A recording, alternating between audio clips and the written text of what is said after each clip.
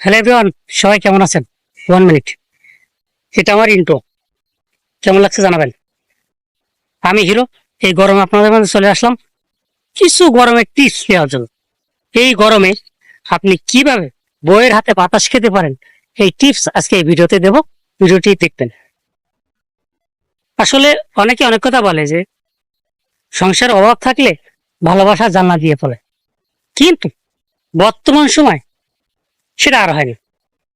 ও কথা শেষ। এখন হচ্ছে যদি কারেন্ট চলে যায় ভালোবাসা জানলা দিয়ে পড়ে। এই ভালোবাসা যদি জানলা দিয়ে না পড়ায়, সেজন্য কিছু কথা আজকে বলবো যেন ভালোবাসা থাকে। এই গরমে কিভাবে বইরাতে বাতাস খাবেন, 2 থেকে 3টা টিপস দেবো মাত্র। টিপস গুলো অবশ্যই শুনে যাবেন। আর হচ্ছে যারা ব্যাচেলার, বউ নেই, তাদের জন্য টিপস থাকবে। ঠিক আছে, তাদের জন্য টিপস থাকবে। আরো থাকবে এই গরমে কাকে কি উপহার দেবেন, দিলে কি খুশি হবে, সেটাও থাকবে। পুরো ভিডিওটা ধৈর্য ধরে দেখুন।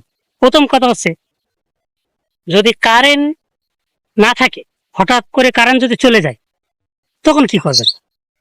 ঠিক আছে, যখন আপনার বউ আপনার পাশে থাকবে, আপনার ফ্যামিলি আপনার পাশে থাকবে, আপনার বউ যখন আপনাকে বাতাস করবে কারেন্ট চলে যাওয়ার পরে, তখন আস্তে আস্তে বাতাস করবে প্রথমে। তারপর আপনি কি করবেন? আপনার বউকে কিছু কথা বলে রাগ উঠাই দেবেন। তখন দেখবেন যে জোরে জোরে জোরে জোরে বাতাস করবে। ঠিক আছে, আর যত রাগ উঠাই দেবেন তত দেখবেন যে বাতাস আস্তে আস্তে খালি জোর হচ্ছে। এই জন্য আপনি রাগিয়ে তুলবেন, যত পারেন বউকে কিছু বলে রাগিয়ে তুলবেন। বাতাসের গতি দেখবেন যে বাড়তিছে। ঠিক আছে, প্রথম নাম্বারটা গেল। দ্বিতীয় নাম্বার কি জানেন? আপনার যদি বেশি গরম লাগে কারেন্ট যাওয়ার পরে, ঠিক আছে, হঠাৎ করে আপনি অজ্ঞান হয়ে পড়ে যাবেন, দেখবেন অনেক মানুষ আপনাকে এসে বাতাস করতেছে। লোকের আবহাওয়া হবে। আপনি সুস্থ থাকলে কিন্তু আপনাকে বাতাস করবেন। আপনি ঠাস করে অজ্ঞান হয়ে পড়ে যাবেন, দেখবেন যে আপনাকে অনেক মানুষ বাতাস করতে গেছে, বাতাস করতে গেছে। ঠিক আছে।